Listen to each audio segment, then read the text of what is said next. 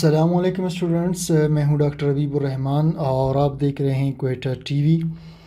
Students, atomic structure के हम lectures discuss कर रहे हैं और इसके एक्सरसाइजेज में 5 लेक्चर्स हम पढ़ चुके हैं और आज हम इसका स्टार्ट करेंगे लेक्चर नंबर 6 को।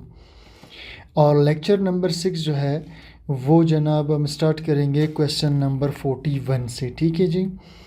चलिए जी, देखते हैं कि 41 क्वेश्चन हमें क्या बता रहा है। Calculate the energy of one photon. अच्छा, फोटोन कहते हैं सूरज से आने वाली वेवलेंथ्स की एक ख़ास किस्म को। ठीक है जी। Calculate the energy of photon यानी सूरज से कुछ फोटोन्स आ रहे हैं, कुछ लाइट्स आ रहे हैं, उसकी आपने एनर्जी को मालूम करनी है ऑफ ब्लू लाइट, और वो फ़ोटोन नीले कलर की है। हैविंग वेवलेंथ ऑफ 490 नैनोमीटर, और इसकी वेवलेंथ है 90 नैनोमीटर। अच्छा जी, हमने मालूम क्या करना है जी, ये क्वेश्चन 41 की बात हो रही है। ठीक है जी। हमने मालूम क्या करना है जी, हमने मालूम करना है एनर्जी ऑफ फोटोन को। सही है जनाब। और आगे क्या क्वेश्चन था जी, calculate energy of photon of blue light having wavelength of 490 nanometre, और हमें वेवलेंथ दिया हुआ है जो कि है 490 नैनोमीटर। पहला काम स्टूडेंट्स, आपने इस नैनोमीटर को मीटर में कन्वर्ट करना है, तो आपने इस 490 को दोबारा लिख लेना है। और आप जानते हैं कि जो एक नैनोमीटर है वो बराबर होता है 10 की ताकत -9 मीटर के। तो आपने इस वैल्यू को इधर लगा देना है, 10 की ताकत -9 मीटर। अब ये नैनोमीटर से मीटर में चेंज हो चुका है, ये वैल्यू मीटर में चेंज हो चुका है। सही। अच्छा जी, आपको मालूम करना है एनर्जी। स्टूडेंट्स, एक बात याद रखिएगा कि जो एनर्जी का फार्मूला है प्लांक्स कांस्टेंट वगैरह में हम पढ़ते थे, वो होता है E=H²। इसका मतलब है हमें प्लांक्स कांस्टेंट चाहिए। प्लांक्स कांस्टेंट तो बड़ा सिंपल है जी, एक फ़िक्स्ड वैल्यू है जो कि है 6.6262 10⁻⁻34 जॉल सेकंड। ठीक है जी, जॉल सेकंड ये कांस्टेंट होता है, इसको प्लांक्स कांस्टेंट कहते हैं एच को। ठीक है जी। इसकी वैल्यू फ़िक्स होती है, इसे आपने इधर लगा देना, ये फ़िक्स्ड वैल्यू है। ठीक है जी, इसे आप इधर लगा दें। उसके बाद आपको चाहिए वैल्यू फ्रीक्वेंसी की। अब देखिए जी, इस क्वेश्चन में फ्रीक्वेंसी की वैल्यू आपको नज़र नहीं आ रही, इट मीन्स पहले आपको फ्रीक्वेंसी निकालना है। अच्छा जी, फ्रीक्वेंसी का जो फार्मूला है वो भी हमने पढ़ा था इस एटॉमिक स्ट्रक्चर के चैप्टर में, वो होता है μ=c/λ, यानी फ्रीक्वेंसी वेवलेंथ के इन्वर्सली प्रोपोर्शनल है। इट मीन्स कि अगर वेवलेंथ बढ़ेगा तो फ्रीक्वेंसी ऑटोमेटिकली कम हो जाएगा। ठीक है जी। तो हम ऐसा करेंगे जी, इस फार्मूले से पहले फ्रीक्वेंसी निकालेंगे, उस फ्रीक्वेंसी को यहाँ पर फ्रीक्वेंसी की वैल्यू की जगह पुट करेंगे तो हमारा सवाल हल हो जाएगा। ठीक है जी। अच्छा जनाब, तो फ्रीक्वेंसी और वेवलेंथ एक दूसरे के क्या हैं जी, इन्वर्सली प्रोपोर्शनल है। ठीक। अच्छा जी, चलिए जी, हम क्या करते हैं जी, वैल्यूज़ पुट करते हैं। सी की वैल्यू देखिए हमारे पास यहाँ नहीं है, लेकिन सी की वैल्यू भी फिक्स होती है, स्पीड ऑफ लाइट है। ठीक है, आप इसे याद कर लीजिएगा, ये होता है 3 × 10⁸ मीटर पर सेकेंड। इसे आप रट्टा लगाइएगा, स्पीड ऑफ लाइट इसे कहते हैं। तो 3 × 10⁸ मीटर्स पर सेकेंड। और नीचे जनाब, ठीक है जी, इसके नीचे जो है आपने वेवलेंथ की वैल्यू लगानी है जो ये वाली है, और ये है 490 × 10⁻⁹ मीटर। ठीक है जी। अच्छा, अब स्टूडेंट्स मीटर मीटर तो आपस में आपको पता है कैंसिल हो जाते हैं। ठीक है जी। अच्छा, बाकी हम इसे देखेंगे कि क्या हो सकता है। अच्छा, सबसे पहले इसमें ना आपने इस 3 को डिवाइड करना है 490 पर। इसके लिए हमें कैलकुलेटर चाहिए, वो मैं यहाँ पर ज़रा ले आता हूँ जनाब। ठीक है। अच्छा, तो 3 ÷ 490 ये मेरे पास है 0.000, ये आंसर है स्टूडेंट्स, ठीक है। 0.00612 वगैरह, काफ़ी लंबा वैल्यू, ठीक है, मैं इसको इतना ही लिख लेता हूँ। अच्छा, ये आ गया जी। उसके बाद ये देखिए 10 की ताकत 8 अपनी जगह रहेगा, और ये 10 की ताकत -9, ये जब ऊपर जाएगा तो साइन चेंज हो जाएगा, ये हो जाएगा 10 की ताकत +9, 10⁻⁻9, ठीक है, प्लस को हम वैसे नहीं लिखते, +9 है, ठीक है। अच्छा जनाब, अब इसके बाद 0.00612 को मैं नहीं छेड़ रहा, इस 10 को हम कॉमन लेंगे, यानी बेस को कॉमन लेंगे, तो 8 + 9 हो जाएगा 0.00612। अब 10 की ताकत 8 और 9 कितने हो गए जी? 8 और 8 16 और 1 17, ये हो जाएगा 17। लेकिन स्टूडेंट्स आप देखिए, आप हमारा जो आंसर है ना वो बिल्कुल जो है ज़ीरो के अंदर आ रहा है। इसे हम स्टैंडर्ड फॉर्म में लेकर के आएंगे, ठीक है। स्टैंडर्ड फॉर्म में लाने का तरीका ये है कि इस अशारिया को आपने इस तरफ जंप देना है, ठीक है। तो 1 जंप, 2 जंप और 3 जंप देंगे, यानी आपका जो डेसिमल पॉइंट है, जो अशारिया है, वो हमेशा एक अदद के बाद हो और वो अदद ज़ीरो ना हो। तो मैं इसको ले गया 6 के बाद, 6 पॉइंट, ये 6 है जी, 0.122। अब स्टूडेंट्स अगली बात सुनिए, जब आप डेसिमल पॉइंट को इस तरफ शिफ्ट करते हैं तो आप रकम को बड़ा करते हैं। तो जब आप रकम को बड़ा करेंगे तो इसे पावर में आपको फिर लाजमन छोटा करना होगा ताकि रकम बैलेंस रहे। तो चूंकि मैंने इसे 3 जंप दिए हैं तो इसे पावर में मैं 3 दफ़ा छोटा करूँगा, तो ये हो जाएगा 17 से 14, ठीक है। ये मेरे पास आंसर आया, ठीक है। और आपको पता है कि मीटर जो है मीटर के साथ कैंसिल हो गया था, तो पर सेकंड बच गया हमारे पास, ठीक है। तो ये इसकी फ्रीक्वेंसी है, इतने साइकिल्स पर सेकंड इसकी फ्रीक्वेंसी है, ठीक है। फ्रीक्वेंसी कैसे यूनिट होता है? साइकिल्स पर सेकंड, ठीक। अब ये जो फ्रीक्वेंसी की स्टूडेंट्स मेरे पास वैल्यू आ चुकी है, इसको मैंने उठाकर इधर पुट करना है, तो मेरा आंसर आ जाएगा।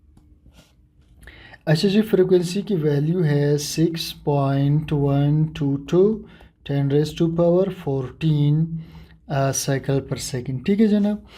अब जनाब इसके बाद क्या करेंगे जी, हमने मल्टीप्लाई कर देना है इस 6 पॉइंट, इसको इसके साथ हमने करना है मल्टीप्लाई, ठीक है जी। तो चलिए जी मल्टीप्लिकेशन करते हैं। पहले लिखेंगे 6.6262 ये वाला, फिर ये वाला मल्टीप्लाई 6.122, तो ये आता है जी 40.56, ठीक है जी। मैं लिख लेता हूँ जी 40.56। इधर 10 की ताकत -34 है और इधर 10 की ताकत जी 14 यानी 14 है, ठीक है जी, ये वाला। इसके बाद मैं इसे दोबारा लिखता हूँ 40.56, 10 और 10 को कॉमन ले लेंगे बेस को, ये -34 + 14 हो जाएगा। अच्छा जी, 40.56 को मैंने नहीं छेड़ा। अब जनाब इस 34 में से 14 को निकालेंगे, ठीक है जी। 34 में से माइनस करेंगे 14, तो हमारे पास रह जाएगा 10⁻20। कितना रह जाएगा जी? हमारे पास रह जाएगा 10⁻, कितना? 20। सही है जनाब। अच्छा, अब ये जो हमारा आंसर है ये बिल्कुल ठीक है, ठीक है, जॉल्स में आता है क्योंकि एनर्जी का यूनिट क्या होगा जी? जॉल। देखिए जी, 1 सेकंड ये है पर सेकंड, ठीक है, और 1 सेकंड जो है, सॉरी ये सेकंड है, और यहाँ पर साइकिल पर सेकंड यूनिट था, अगर आपको याद हो ये वाला, ठीक है, ये पर सेकंड था, तो पर सेकंड इस सेकंड के साथ कटेगा, जॉल बच जाएगा यहाँ पर यूनिट। अब जनाब आखिरी चीज़ जो यहाँ पर आपने समझना है, बाज़ बुक्स में इस अशारिया को इधर हम ले आते हैं क्योंकि स्टैंडर्ड मेथड ऑफ राइटिंग में अशारिया को एक अदद के बाद होना चाहिए, तो 40.456 हो जाएगा। अब चूंकि आपने अशारिया को इधर ला के रकम को छोटा कर दिया, तो इधर से फिर बड़ा करेंगे, इधर हमने रकम को छोटा कर दिया, ठीक है, तो इसको हम क्या करेंगे जी, बड़ा करेंगे ताकि ये बैलेंस हो जाए, तो ये 21 जॉल्स हो जाएगा, ये जनाब वाला एनर्जी है, ठीक है इसका। अच्छा जी, अब स्टूडेंट्स अब हम चलते हैं जनाब नेक्स्ट क्वेश्चन की तरफ। तो ये क्वेश्चन हमारा डन। क्वेश्चन 42 है कैलकुलेट दी फ्रीक्वेंसी। हमने फ्रीक्वेंसी मालूम करनी है, एनर्जी मालूम करनी है and wave number of a yellow light, और वेव नंबर्स मालूम करने। इमिटेड फ्रॉम सोडियम लैम्प, जो सोडियम लैम्प से निकल रहा है, which has a wavelength of 570 nanometer. ठीक है जी। अच्छा जी, तो चलिए जी, हमारा जो क्वेश्चन है वो क्या है। हमारा क्वेश्चन ये है कि जी एक लैम्प है सोडियम का। ठीक है जी, फ़र्ज़ करते हैं कि ये सोडियम का एक लैम्प है, इसमें सोडियम भरा हुआ है, ये लैम्प है, और इसमें से एक येलो कलर की लाइट निकल रही है। ठीक है जी, और इस येलो कलर की लाइट का जो वेवलेंथ है वो है जनाब वाला 570 नैनोमीटर। ठीक है जी, ये है 570 नैनोमीटर। हमने इसका एनर्जी भी मालूम करना है। अच्छा, हमने इसका फ्रीक्वेंसी भी गालिबन मालूम करना है, और इसका अगला क्या चीज़ था जी, फ्रीक्वेंसी, एनर्जी और वेव नंबर। ठीक है जी। अच्छा, सॉरी, मैंने इधर वेवलेंथ का साइन लगाया, वेव नंबर मालूम करना है। ठीक है जी, तो ये जो हमने इसका वेव नंबर मालूम करना है, ये 3 चीज़ें मालूम करनी है, वेवलेंथ हमें दी हुई है। सही है जी, तो बहुत ही सिंपल सा है जी, बहुत ही सिंपल सा। पहला काम तो आपने यही करना है, थोड़ी देर पहले हमने कहा था कि ये जो वेवलेंथ नैनोमीटर के अंदर है, ठीक है जी, इसे हमने मीटर में चेंज करना है।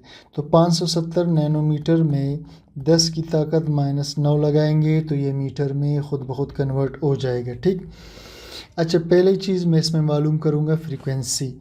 फ्रीक्वेंसी का फार्मूला अभी अभी ऊपर हमने डिस्कस किया, C/लैम्डा। C की वैल्यू अभी अभी हमने डिस्कस की, 3×10⁸ मीटर पर सेकंड। अच्छा, वेव लेंथ हमें दी हुई है 570, ये वाला 10 की ताकत -9 मीटर, मीटर कैंसिल हो जाएंगे। अच्छा, अब हमने क्या करना है जी, इस 3 को इस पर डिवाइड करना है। ठीक है, 3 को डिवाइड करना है 570 पर। चलिए जी, कैलकुलेटर को ले आते हैं यहाँ पर जनाब। अच्छा, 3 डिवाइडेड बाय 570, ये आ रहा है जी 0.00526 वगैरह। अच्छा, 10 टू पावर 8 ऊपर है, फिर ये 10 टू पावर -9 जब ऊपर जाएगा तो +9 हो जाएगा। सही, इधर बचा ये वाला पर सेकंड। ठीक है। अच्छा जी, 0.00526, 10 और 10 को कॉमन ले लिया। अच्छा, 8×9 हो गया। उसके बाद 0.00526, अच्छा 10 की पावर 8, 9, 8 और 9 कितनी हुई जी, 8 और 16 और 1 17 पर सेकंड। ठीक है जी, तो ये हुआ साइकिल्स, ये इसकी फ्रीक्वेंसी हो गई, इतने साइकिल्स पर सेकंड इसकी ये फ्रीक्वेंसी होगी। ठीक है, फ्रीक्वेंसी हमें पता चल गया। सेकेंडली जनाब, हम इसकी एनर्जी मालूम करते हैं। जैसा भी थोड़ी देर पहले हमने एनर्जी का फार्मूला लगाया था, एनर्जी का फार्मूला क्या था जी, H nu, Planck's constant 6.62 10 to power -34 joule second, multiply frequency हमें चाहिए। अच्छा, फ्रीक्वेंसी ये है जी। अच्छा, सॉरी, एक काम करना है जी, इस अशर्य को हमने 1 2 3 जंप दे देना है। ठीक है जी, तो ये हो जाएगा जनाब 5.26 10 टू पावर 17 से, जो चूँकि इधर से हमने इसको 3 दफ़ा बड़ा किया है तो इधर से 3 दफ़ा चौथा करने पर ये हमारे पास आ जाएगा 14। ठीक है जी, ये आंसर है। ठीक है, इस आंसर को हमने इधर लगाना है फ्रीक्वेंसी की जगह, इसको हमने इधर फ्रीक्वेंसी की जगह पुट करेंगे तो ये हो जाएगा जनाब 5.26 10 टू पावर 14 पर सेकंड। ठीक है जी। अच्छा जी, अब ये सेकंड और पर सेकंड तो कट जाएंगे, जॉल रह जाएगा। अब हमने क्या करना है जनाब, इस 6.6262 को इसके साथ मल्टीप्लाई करना है। चलिए जी, तो 6.6262 फिर उसको मल्टीप्लाई करेंगे 5.26 के साथ, आंसर आया जी 34.85 10 टू पावर, ये है -34 और ये है जी 10 टू पावर 14। ठीक है जी, रह गया जॉल। अच्छा 34.85, 10 और 10 को हमने इस बेसिस को कॉमन लिया तो -34 प्लस 14 बच गया। अच्छा उसके बाद जनाब 34.85, अच्छा 34 में से 14 निकल गए तो रह गया 10 की ताकत 20। अगर मैं इसको इधर ले आऊँ स्टैंडर्ड मेथड में लाने के लिए तो 3.485 10⁻²। अच्छा चूँकि मैं इधर लाया तो ये इधर मैंने रकम को छोटा कर दिया तो इधर से बड़ा करूँगा 21 जॉल आ जाएगा। ये मेरा आंसर आया एनर्जी। अच्छा जनाब अब हम चलते हैं जी, तीसरी चीज़ हमें पता करना है इसमें जो है न्यू बार, ठीक है जी। अच्छा जी हमारे पास फ्रीक्वेंसी का एक फार्मूला आता है, frequency is equal to c nu bar, यानी frequency directly proportional number of waves, जितने वेव्स ज़्यादा होंगे उतनी फ्रीक्वेंसी ज़्यादा होगी। चूँकि हमें वेव नंबर्स निकालने हैं तो सी को इधर ले आएंगे बटे में चला जाएगा, तो ये फार्मूला हमने यूज़ करना है। फार्मूला है nu bar is equal to nu over c, nu over c. अच्छा न्यू की वैल्यू हमें पता है जी, ये है 5.26 मल्टीप्लाई 10⁻14 पर सेकेंड। अच्छा जी, और नीचे हमने सी की वैल्यू लगानी है जो कि होती है 3 ज़रबे 10 की ताकत 8 मीटर्स पर सेकेंड। सेकेंड कट जाएंगे जी। अच्छा जी उसके बाद जो है सॉरी सेकंड नहीं कटेंगे क्योंकि दोनों पर सेकंड है, ठीक है जी। मैं ज़रा इसको लिख लेता हूँ, ये पर सेकंड है और ये मीटर पर सेकंड है, ठीक है जी। अच्छा जी अब इसके बाद स्टूडेंट्स क्या होगा क्या होगा क्या होगा क्या होगा। अच्छा जी अब हमने इसको डिवाइड करना है, ठीक है जी। हम लिखेंगे 5.26 डिवाइड करेंगे 3 पर। मैं ज़रा कैलकुलेटर ले आऊँ जी। 5.26 इसे डिवाइड करना है 3 पर तो मेरे पास आंसर आता है जी 1.75, ठीक है 33, बस इधर तक इसको लिख लेते हैं, ठीक है जी 1.7533। अच्छा इधर है 10 की ताकत 14 और ये नीचे से ऊपर जाएगा 10 की ताकत -8 हो जाएगा, ठीक है जी। अच्छा इधर मेरे पास ये मीटर ऊपर जाएगा तो पर मीटर हो जाएगा। अच्छा जी ये माइनस में है सेकंड और ये ऊपर जाके प्लस हो जाएगा, जी हाँ ये दोनों कट जाएंगे। अच्छा उसके बाद 1.7533, 10 को मैं ले लेता हूँ कामन, 14 -8 पर मीटर। उसके बाद जी 1.7533 हो जाएगा, 10 की ताकत 14 में से 8 निकल जाएगा, रह जाएगा 4 तो पर मीटर। ये इसका वेव नंबर है, ठीक है जी। ये इसका क्या है जी, तो 1.75 यानी 2.25 वेव्स ज़रब 10 की ताकत 4 पर मीटर के इलाके में इतने वेव्स होंगे, ठीक है स्टूडेंट्स। ये था जनाब क्वेश्चन नंबर कौन सा जी 40 गालिबन 1 था शायद, या 42 था, 42, ठीक है। नेक्स्ट जी एक्सप्लेन 43 है, explain Millikan's oil drop experiment for measurement of charge of electron. ये बेटे जी आपको मिल जाएगा क्वेश्चन अपना एक्सरसाइज चैप्टर के सवालात में, तो इसे वहाँ से देख लीजिएगा। क्वेश्चन 44 है, calculate the energy change when electron jumps from lower orbit n1 to higher orbit n2। ये जो है हम करते बल्कि स्टूडेंट्स इसको मैं फ़िलहाल क्योंकि अगला क्वेश्चन जो मैं देख रहा हूँ उसमें भी कैलकुलेशन है, तो ये इंशाल्लाह मैं नेक्स्ट जो है लेक्चर में आपको समझा दूंगा क्योंकि वीडियो लंबी हो जाती है और ये जो है ये दोनों कम से कम 15 मिनट मज़ीद लेंगे। तो इस वीडियो को यहीं पर हम वाइंड अप करते हैं, तो उम्मीद करता हूँ आपको समझ में आ जाएगा इंशाल्लाह।